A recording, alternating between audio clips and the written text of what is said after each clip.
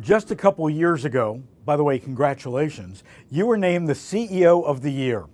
What are the top 3 business skills that helped you achieve this very important and significant professional accomplishment? I think the 3 things that have helped me have been the ability to articulate and create a clear vision and purpose for the company that aligns everybody who works for me. So it's more than just the job you do every day, it's why you come to work. The second is building great teams. So looking for that expertise, developing people, investing in the people that it takes to build ahead of the curve, and then strong strategy and execution. So that ability to put the building blocks in place to scale companies and have the metrics in place to do it so that you produce strong results so that you can create the future that you want. Now, grocers tend to want to jump right to execution without getting buy-in and moving through all the steps of innovation. Help me provide insight on how to effectively move through the innovation process in this retail environment that frankly has not been very innovative. I think, I think it started a little bit maybe in the right place where, we've placed retail dietitians in grocery stores. That's kind of a tactic and they create a few events. But it will become one-dimensional like that until it actually is looked at as to how do I take a nutrition platform across every aspect of my business.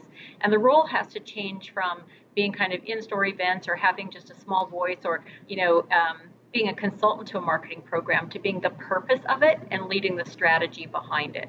So innovation then occurs across the whole organization when you do that because everybody's looking for ways to bring it into their conversation or their actions. And so it has to become an organizational strategy led from the top and the senior leaders, and they have to embrace it and look for ways. An example I would give would be what's happened with corporate social responsibility or environmental things.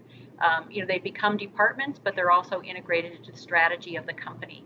I think that's what has to happen for innovation to truly occur across the organization and get out of a small tactical conversation like execution and into a broader conversation where it's actually led strategically. As you've led Lululemon and Starbucks in retail, the grocery industry is also constantly changing and evolving.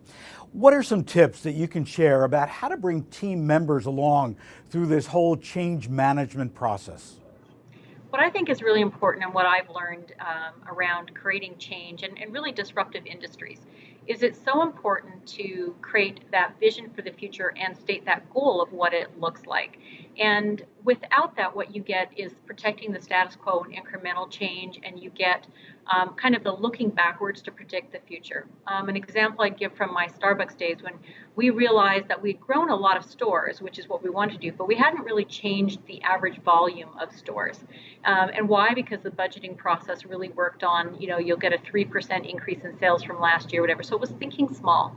So instead we said, how would we increase every single store by 100,000 in 1 year or over a 3-year period?